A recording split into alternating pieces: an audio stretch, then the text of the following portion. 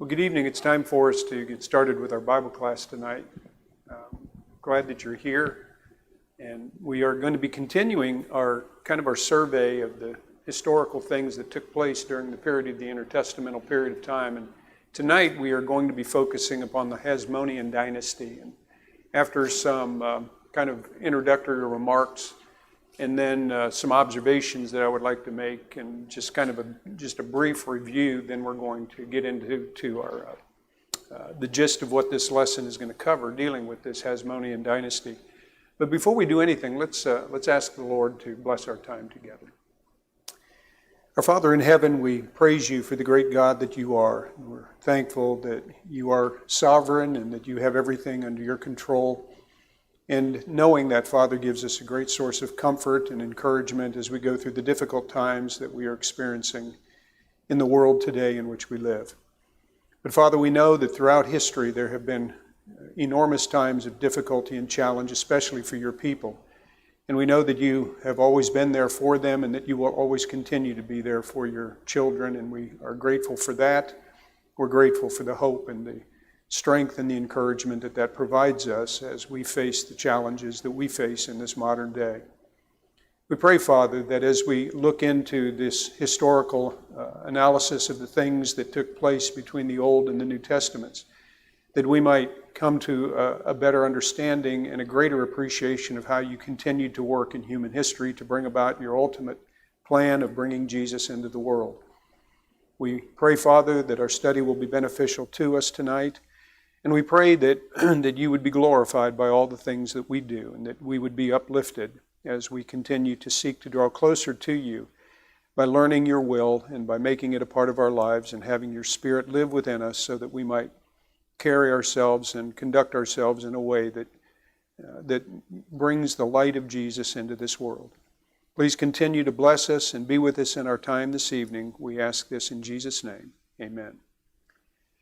Okay, now the way I want to begin tonight is, it's not really different than what I normally do. I try to introduce this in some way that I think we can all tie it in together with respect to the objective that we're going to try to accomplish tonight. And what I want to do as I begin tonight is simply ask the question, how do revolutions come to an end? In studying the dynamics of revolutions throughout human history, one of the things that I discovered is that this is a question that continues to really boggle the minds of people who actually spend a great deal of time in their academia studying this kind of stuff. And so you have people like political scientists, you have sociologists, you have historians who try to address just exactly how is it that some kind of a very profound revolution finally comes to an end. And I didn't spend a great deal of time with this, but I did spend about an hour and a half looking through articles that I could find that were primarily written by political scientists as to how they believe that revolutions come to an end. And I came across one in particular that I want to share with you that I think pretty much sums up what all of them are trying to say. This was probably the most concise and one of the easiest ones to understand because I never studied political science when I was in college. But one thing that I've always learned is that political science is a very complicated subject. But anyway, the author of this particular article, and where I got it from, by the way, is called the Annual Reviews of Political Science.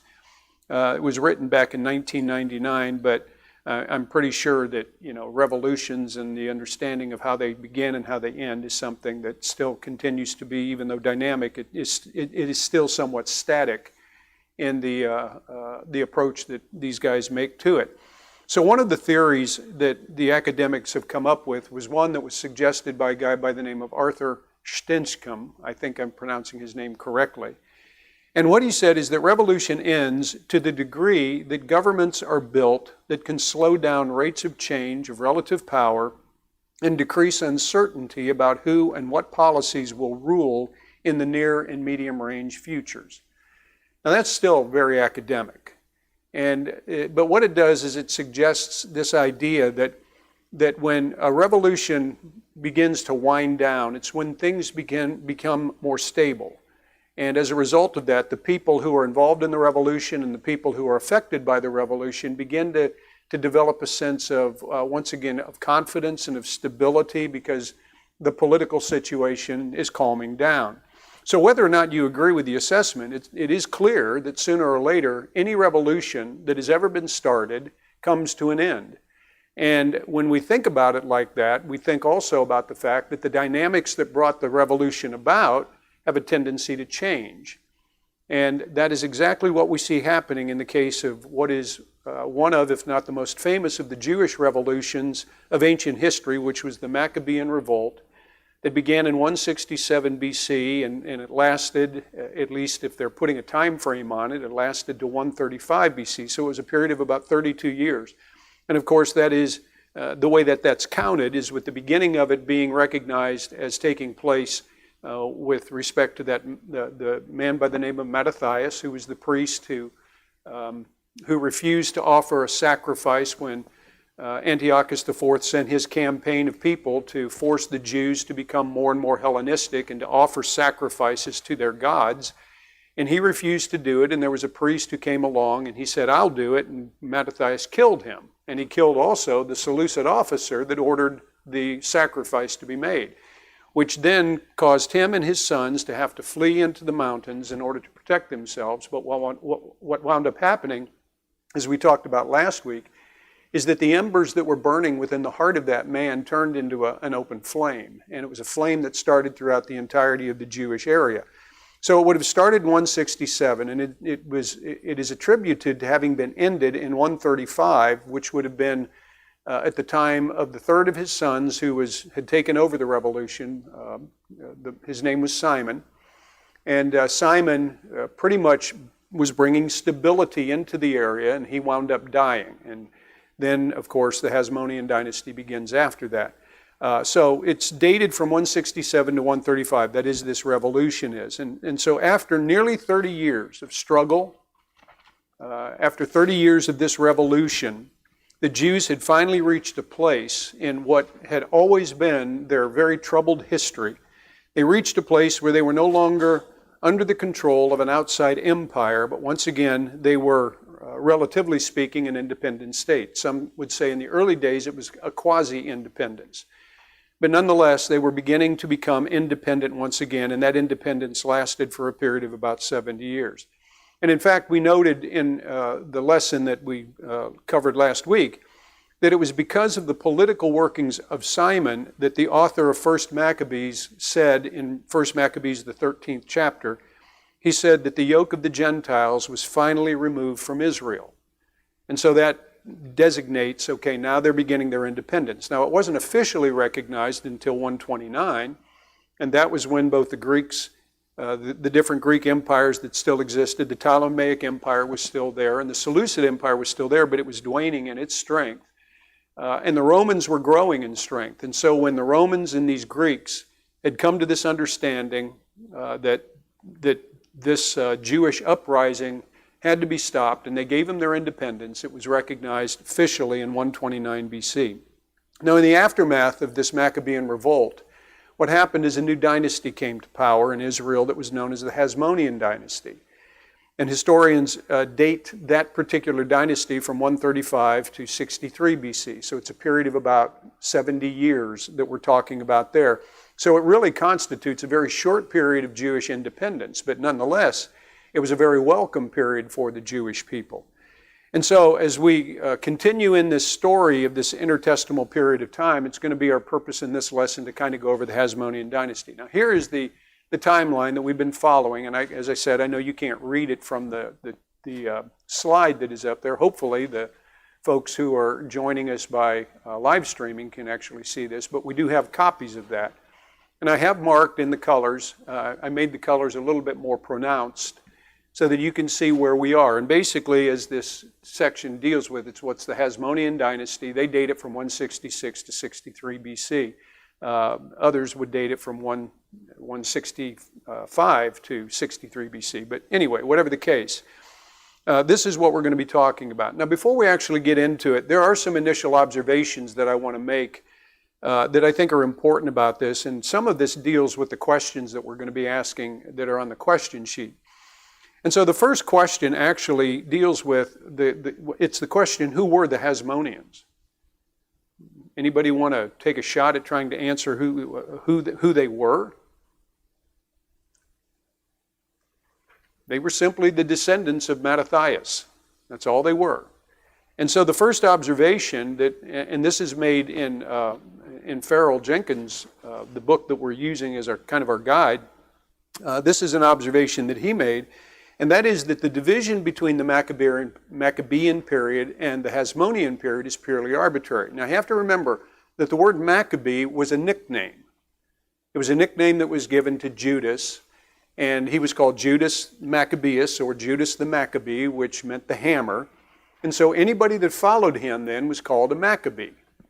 And so that's what the Maccabean period is. It is simply the people who were following this revolt, who were involved in this revolution that had started with Mattathias and carried on by his sons. Okay, now technically all of the descendants of Mattathias, who is that Jewish priest we talked about, all of them were Hasmoneans. So that's important to understand. Mattathias himself was a Hasmonean, but the dynasty is not recognized as starting historically until this period of time around 165. So that's important to note, that it's a purely arbitrary division that is being made, but it's done so by historians for the purpose of trying to outline what was taking place during that period of time. Okay, a second observation that I want to make centers around why this division like this was even, why it's even been made. And it's kind of just based upon some things that I've read, and I've come to some conclusions as to why I think that historians and people who have studied this have made this kind of conclusion. So that's going to be the second thing. Why was the division between the Maccabean period and the Hasmonean period even made? Well, by the time that Simon finally became the leader of the Maccabean movement, although there were still skirmishes that were going on throughout Palestine with the Seleucid peoples, his political skills and being able to negotiate peace had really come to the forefront. He was a very powerful negotiator in that sense. And effectively what it did is it brought the Seleucid dominance, or the Seleucid domination over Israel to an end. And by the time of his, what was an untimely death, because Simon was actually poisoned by his son-in-law, man, I can't imagine that, but he was poisoned by his son-in-law, and so it was an untimely death. But what happened, and I'm quoting a man by the name of Mark Braun, who I've referred to a number of times, in a book that he wrote called Time Between the Testaments.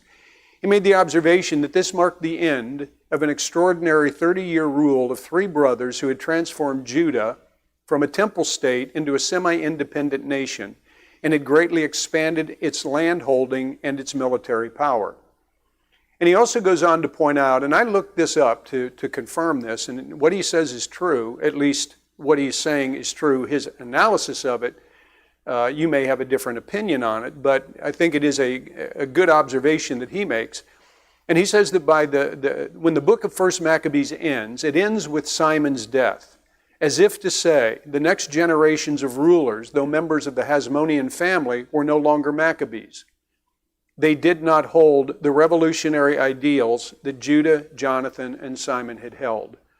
And that's an important point to note too, because now the revolutionaries are gone. And the ones who are in the legacy of this new dynasty are not revolutionary. In fact, they're becoming more and more kind of ensconced in the political situation itself, becoming a part of the political machinery that was working during that period of time. Okay, and then the third observation that I want to make, which I think again is important, is what Braun said. When he talked about that the Hasmonean dynasty became almost as Greek as the Greek rulers that the previous generation of Maccabees had sought to displace. And so basically what happened, it seems to me, and you can see this when you read the history, and particularly if you go through it in detail, what wound up happening was that all of these revolutionary ideas that were so much a part of the thought process of Mattathias that he passed on to his three sons, now his grandsons who take over, they're much more involved in just kind of getting along with the Greeks, getting along with the Romans, and therefore what winds up happening is they begin to actually adopt a lot of the Greek practices. And in fact, that ultimately is what led to the formation of the group of Jews known as the Sadducees, because they were very much a political wing of the Jewish sects, and they had an affinity towards Greek culture. And so what wound up happening, it seems, is that, and as we will see, the Hasmonean dynasty became more and more like the Greeks, insomuch that, as Braun made this observation, that they were actually, they became almost as Greek as the Greek rulers that they sought to displace. And one of the evidences of this, and Farrell mentions this on page 9 when he talks about Aristobulus, who would have been the great-grandson of Mattathias. One of the evidences of this is the fact that the names that they chose for themselves and for their children were Greek names. Now, they gave them a Jewish name, but generally they didn't call them by that Jewish name. They called them by their Greek name. And what that then indicated is the affection for all things Greek. And that, again, just demonstrates how that they were becoming more and more comfortable within the concepts that were held by Greeks and by the Greek culture. Another evidence of this that I think is also fascinating, I found this in the writings of Josephus in his Antiquities, where he made the observation well, first of all, what he's doing is he's praising Aristobulus in the remarks that he does, and this is in the 13th chapter of the Antiquities. He's actually praising Aristobulus, but what he also does is he strongly criticizes Aristobulus because he calls him a lover of the Greeks. And that, again, is an indication that they were becoming more and heavily influenced by the Greek culture that was around him. And I think that's important to note because, as we will see, unlike Mattathias and unlike his sons, the Hasmonean dynasty that was their legacy, the legacy of Mattathias and these three sons, they became more interested in political power now as opposed to addressing what was really the problem, and that is the spiritual and moral behavior of Israel. And that's significant because that's one of the things that created this enormous split between the two Jewish sects that are the most commonly the common ones that we read about in the New Testament, and that is the Pharisees and the Sadducees. They didn't like each other. And they didn't like each other, and we'll address a little bit about that because of some things that happened during this period of time as to why they didn't like one another, but they just did not like one another. And part of the reason, again, for that was because the Pharisees, who considered themselves to be the righteous ones, they were the descendants of the Hasidim. These were people who believed that you had to follow the law, that you were to yield to the law of God. Now, of course, they built this structure around the law, their traditions and everything like that, but these were the ones, in fact, Jesus even pointed out over in Matthew, the 17th chapter, when he takes the Pharisees to task. One of the things he points out is that they sit in Moses' seat. The Pharisees sit in Moses' seat. So he says, you listen to them, you do what they say, but don't do what they do. So the Pharisees were very much attached to this idea of faithfulness to the law of Moses. The Sadducees could care less. Well, I shouldn't put it quite like that. They didn't care as much. And their beliefs were very much skewed with respect to things like their understanding of the resurrection, their understanding of angels and things of that nature, which obviously theologically created all kinds of problems between the Pharisees and the Sadducees. So again, I think it's important that we note that what is happening now as the Hasmonean dynasty becomes the force that is now in control of Israel, what is happening is that the moral and the spiritual emphasis that was being placed upon what Mattathias and his three sons were trying to accomplish is now becoming watered down, and all they're interested in is politics. All they're interested in is power. And that becomes significant as you continue to read through the history until ultimately we get to what happened as the first century opened with the birth of Jesus.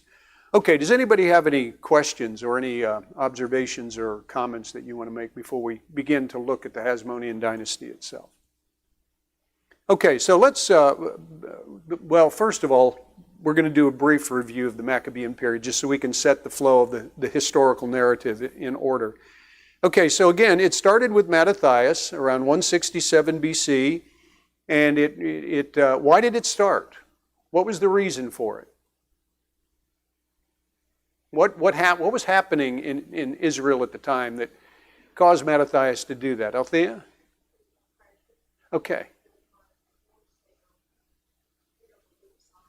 Okay, so it was this unhinged cruelty that had been instigated by Antiochus IV or Antiochus Epiphanes. And what happened was that he was, as we've talked about, he was trying to Hellenize this entire area for reasons that we discussed. but he made life miserable for these Jewish people as he was trying to do everything he could in order to be able to Hellenize them and to get them to stop worshiping their God and to stop their religious rituals and traditions and things of that nature. Now, one of the things so that we might be able to understand how this name Hasmonean even developed. From my understanding and what I read about this, it's very clouded as far as history is concerned, but according to Josephus, Mattathias is believed to have been the great-grandson of a Jew by the name of Asmoneus, and he is believed to be the one who started what is called the Hasmonean family. So anybody who came from this Asmoneus guy was recognized as a Hasmonean. And again, as I said, there's all kinds of disagreement because it's really cloudy as to what that's all about. But that's what Josephus says, that Mattathias was the great-grandson of this guy named Asmoneus. Now, we're going to assume that that's correct. And assuming that's correct, there's nothing that we know about him. Absolutely nothing. And I looked, when you do a Google search and you look for guys like this, generally you're going to find something. A zero, a big zero. There's nothing that you know that anybody knows about this guy other than the fact that he lived. But it is believed by many that that's where the name Hasmonean came from. And so therefore Mattathias, as far as history is concerned, would have been recognized as a Hasmonean. And so after Mattathias died, this is question 2, who were the 4 leaders of the Maccabean revolt? I gave you one of them, that's Mattathias. Who were the other 3? I'm sorry? No, he doesn't come in until the Hasmonean part. Jonathan, though. There is a Jonathan who is there. There's Simon. Go ahead, Cynthia. Simon, Jonathan.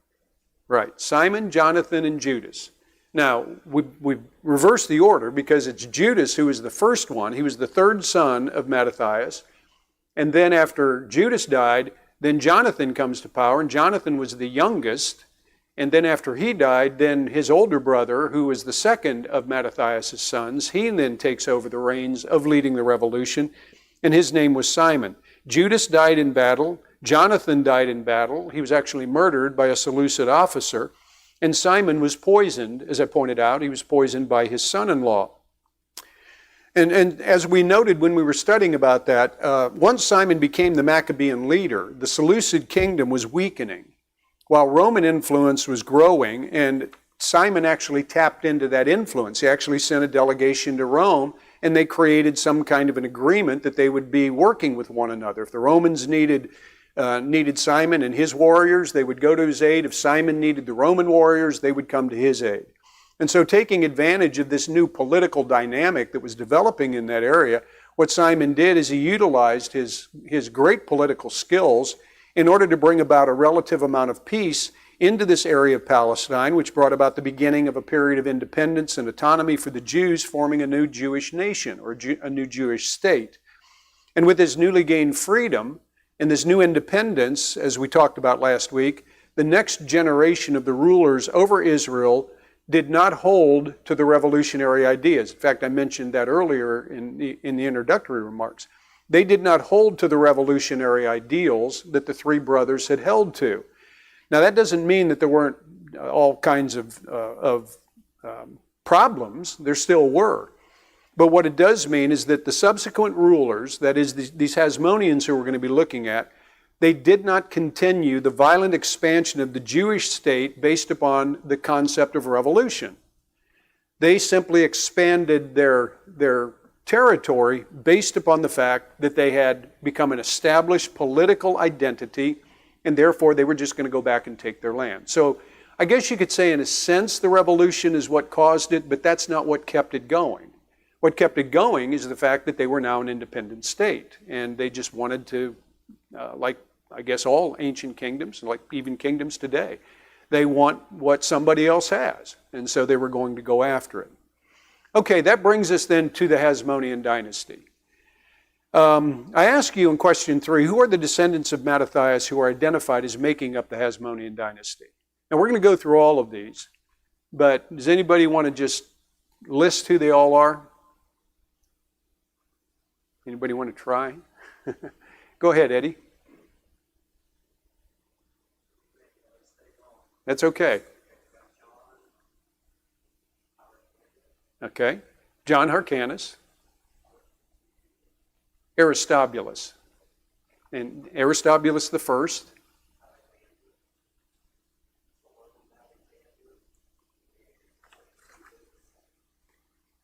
Okay, Hyrcanus the second and Aristobulus the second. So there's really 6 that's involved in this. Now usually one is not mentioned because she was associated with the Hasmoneans, but only through marriage, and that is the Salome Alexandra. We'll talk a little bit about her when we get down to the point. But let's begin with John Hyrcanus. John Hyrcanus ruled for a very long time, actually. He ruled for a little over 21 years. And it was during his political leadership over Israel that, for the most part, the strong Seleucid rule over this area of Palestine had effectively come to an end with the help of the Roman Empire, or I keep calling it an empire, and it really wasn't an empire until the beginning of the 1st century. It was more of a republic, and we'll talk about that next week. But anyway, he did it with the help of Rome, and that's when Israel was officially recognized by both the Greeks and the Romans as an independent state in 129 BC, during the time in which he was leading this dynasty, when he was ruling. And so with his newly obtained power, Hyrcanus began to once again take territory. Now what we're looking at, this chart that I have, is the entire territory that they finally conquered. But what I want you to point out to you is this section right here, this lighter section right here, is what the Maccabees had acquired. And they reached even a little bit further then under the sons. And then by the time that Hyrcanus comes along, what he does is he adds this area right in here. Let me see here. Actually, he adds this lower part down here, which would have been Idumea. And he also goes up here and he conquers Samaria up through what is, some believe that he actually went into Galilee, but again, there are differences of opinion on that. But the point is, he went at least as far north as the southern border of Galilee. And he also expanded it further towards the east as he crossed over into the Transjordan area. So he extends the territory. And in doing all of this, one of the things that's interesting is that he is the guy that really got the Samaritans angry at him. And the reason for that was because in 110 BC, the Samaritans had their own temple. You remember the conversation that Jesus had with the Samaritan woman at the well in John chapter 4? And how Jesus was talking to her about things, and she changes the subject, and she says, you know, you Jews worship here in Jerusalem, and we worship up in Samaria. It was on Mount Gerizim. Well, the temple had been, in Mount Gerizim, the temple had been destroyed by this John Hyrcanus. And he did it because he was trying to make the Samaritans Jews. So, you know, he didn't win too many affections there, but nonetheless, this is what he had accomplished. And so he had destroyed their temple on Mount Gerizim in 110. Earlier, in 125 BC, he began going towards the south, and that's when he took Idumea. And Idumea, when you think of Idumea, think of the Edomites, because the Idumeans were the descendants of the Edomite people. Now, the Edomites were scattered. They were all over the place. But there was a group of them that were known as Idumeans, and they'll come into play a little bit later on when we talk about Antipater, who was an Idumean, and he had a significant part eventually in the history of Israel as well. Okay, now, I think it also should be noted, in fact, one of the questions I asked was, during the Hasmonean dynasty, the Pharisees and Sadducees are first identified as the two primary Jewish sects. And what were their differences? Now, we could spend a lot of time with that, and we will when we talk about the Pharisees and the Sadducees, so I'm going to leave that. I was just giving you something to do so that you might be able to at least understand what it is that we're going to be talking about. But one of the things that I think is important to note is that this is when they are first identified as Pharisees and Sadducees. Prior to that time, they were recognized, the Sadducees were the legacy of the Hellenists, and the Pharisees were the legacies of the Hasidim. Okay, and what is also interesting is that Josephus, in his work, he provides what is really some important insight into Hyrcanus' relationship with both of these groups. Now, as we pointed out, and as I've said again multiple times in this particular study, the Pharisees were the legacy of the Hasidim. They were the righteous ones. And at first, Hyrcanus was a disciple of the Pharisees. And they highly regarded him. But eventually what happened was that there was a Pharisee by the name of Eleazar who publicly challenged Hyrcanus by announcing to him that if he wished to truly be a righteous one, then he had to give up his office of high priest and content himself with the political rule only. And why do you think that was the case? Historically, how did the Jews function as far as their rulers were concerned? Was a king a high priest? No, he couldn't be a high priest. And the high priest couldn't be a king. But as we saw earlier, under the period of when the Greeks were coming in, they were beginning the process of melding those two together. And so here's Hyrcanus now. He is both the ruler. He's not yet a king. They don't call him a king yet. But he is the one who is their ruler. And he is also their high priest. And Eleazar challenges him. And he tells him, you got to give up the high priesthood and just stick with the political rule. Well, what happened was, instead of Hyrcanus agreeing to that, he became furious with the Pharisees. And so he switched his allegiance to the Sadducees. That was the party of the Jews that favored Hellenism, and they were more interested in politics than they were in being righteous.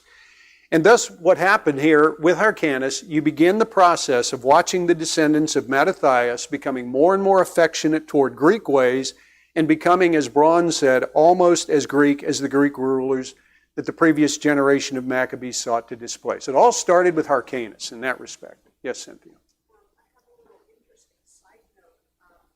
Modern day Hasidic Jews are actually the Pharisees of our time. Yes.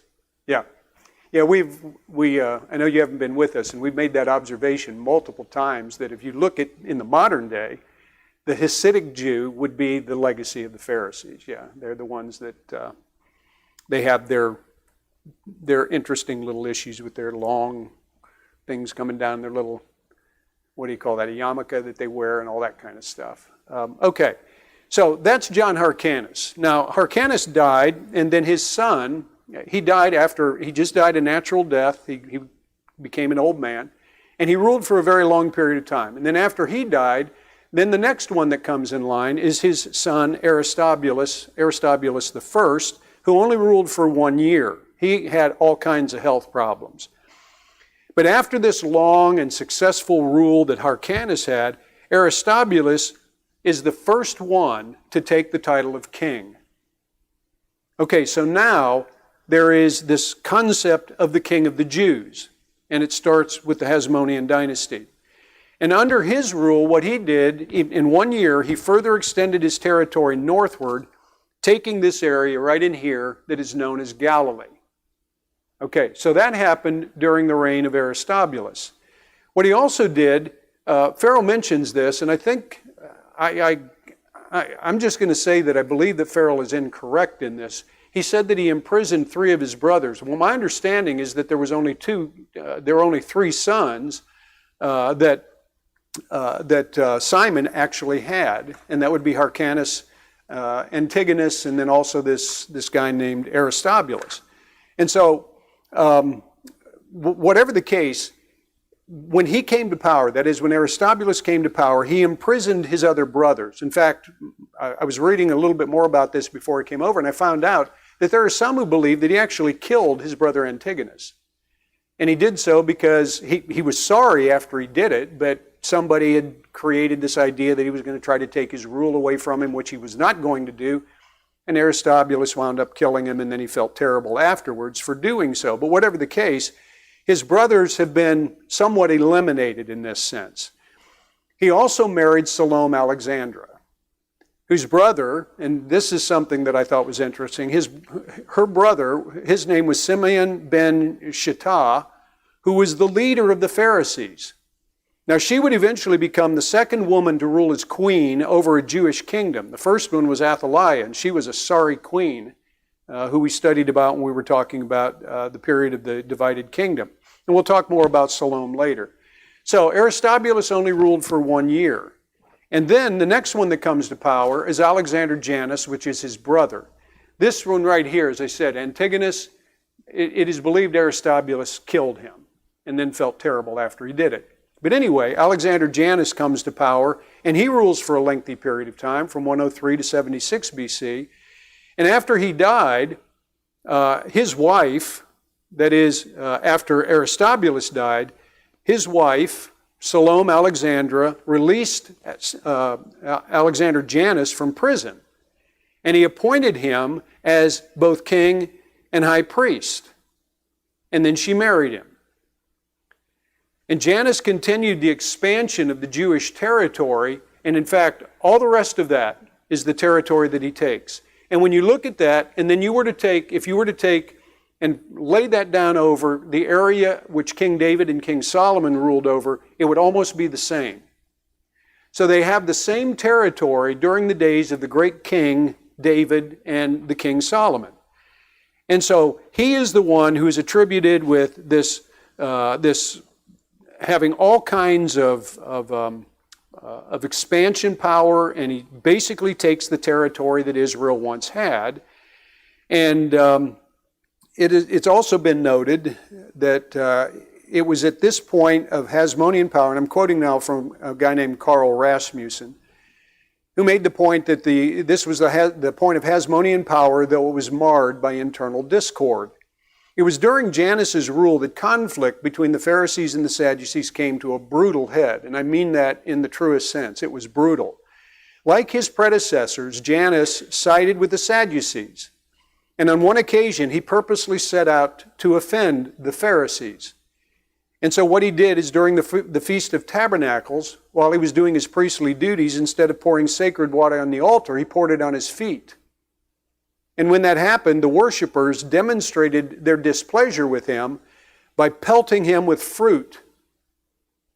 And the way he responded was he massacred 6,000 Jews. And so this animosity between the Pharisees and the Sadducees blew up into a 6-year civil war, with the result of nearly 50,000 Jews being killed, with both sides, interestingly enough, hiring mercenaries. And guess where they got them from? From the Seleucid Empire. So their enemies are now being paid to fight in this civil war against that Janus was having with these, particularly with the Pharisees. Now, when the war was finally over, after 6 years, Janus gave a banquet for the Sadducean leaders. And what he then did is he crucified 800 Pharisees to celebrate the victory. And it made him even more despicable and loathsome among the Pharisees and the Jewish people in general. And in fact, it's been noted, and I'm quoting Rasmussen again, he said, this tragic event, it illustrates the fact that the conflict between the Pharisees and the Sadducees, evident on the pages of the New Testament, was more than a theological dispute. Its history was punctuated with literal life and death matters. So you can see why they didn't like each other.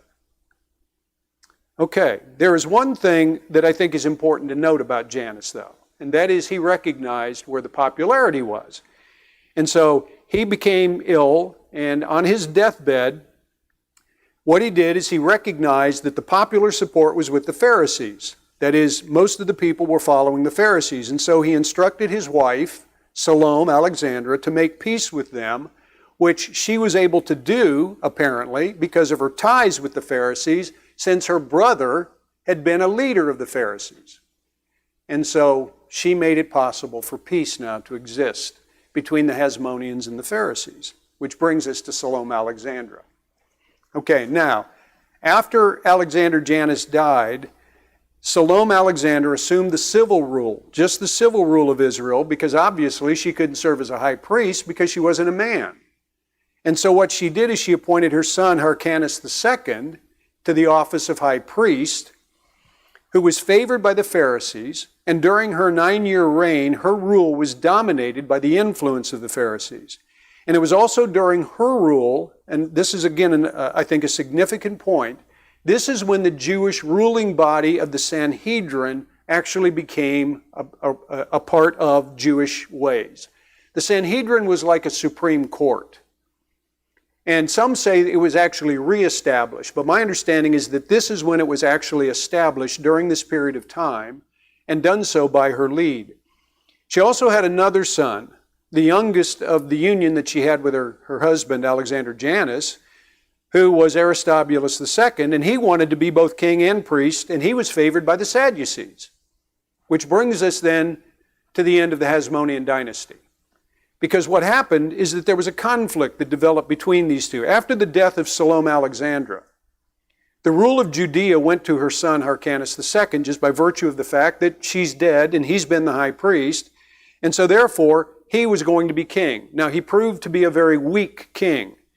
And after only 3 months in power, her other son, Aristobulus II, rebelled against his brother, and the two wound up in a conflict with one another close to the city of Jericho, and Aristobulus actually gained the upper hand, forcing Hyrcanus to give up his rule both as king and priest. And so now Aristobulus becomes the king and priest.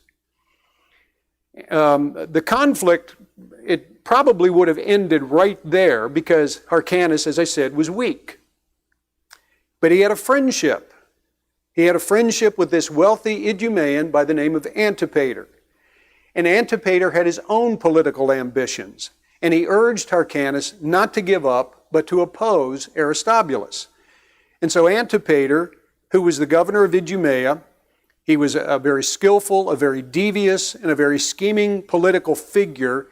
He had ambitious desire of one day ruling over Judea himself. And interestingly enough, he gets that. We will see that next week when we talk about what happened in Rome. But he saw in Hyrcanus a weak ruler whom he believed that he could manipulate, and he could use him to get him back into power, and then he could accomplish his own personal political ambitions. And so what he did is he persuaded Hyrcanus to leave Jerusalem, to go down to the regions of Idumea among the Arabians or the Nabateans. And he had a friend by the name of Aretas who already had a bone to pick with the Jewish people because they had already conquered all of his land. And so he had been bribed, that is, King Aretas had been bribed by Antipater to help him in his plans with the promise that if Antipater's plans succeeded, then he would restore to Aretas the Arabian towns that had been taken by the Hasmoneans. And so he agreed to it. And espousing the cause of Hyrcanus, he took an army of 50,000 men and he laid siege to the city of Jerusalem, eventually forcing Aristobulus out, returning the rule back to Hyrcanus, it continued to appear to be this never-ending conflict now between these two brothers. But in the meantime, in 63 BC, the Roman general Pompey had sent his army to Syria for the purpose of taking possession of the kingdom of the Seleucids. And aware that Pompey was in the area, both of the brothers tried to win Pompey's support by sending him extravagant gifts through his representative. But instead of taking sides, what Pompey decided to do is he's just going to go, he's already there, he's already taking the Seleucid kingdom, let me just go in and take Palestine. And that's what he did. He continued Rome's expansion by taking the region of Palestine, thus expanding Rome's influence in the region, bringing effectively to an end the Hasmonean dynasty, which was a short-lived period of 70 years of independence. Okay. I hope you guys stayed up with me on that one. All right. It's going to get even more complicated when we get to the Roman one because Rome was having all kinds of civil wars while they're expanding their kingdom. And we'll talk more about that next week. But let me just simply conclude by making this observation that what started out as a revolution to restore Israel back to independence and ostensibly to bring them back to faithfulness to God, what happened is it turned into the all too common political exercise of expanding power and domination. And don't we see that even in the modern day? You know, people of Christian faith who have ulterior motives behind their faith to accomplish things that may or at least give the appearance of some type of political exercise. But as has always been the case throughout human history, as far as politics and political ambitions are concerned, one of the things that you learn is there is always somebody who has a bigger fist. And although the Hasmoneans were profoundly successful for a short period of time, they had a very small fist, and Rome had a giant fist. And so as we continue and bring this part of our studies, the story, to its conclusion, we're going to see how Rome got involved in all of this. And it's a fascinating story. So I hope you'll come back and share with us in that time as well. Thank you all for your participation tonight.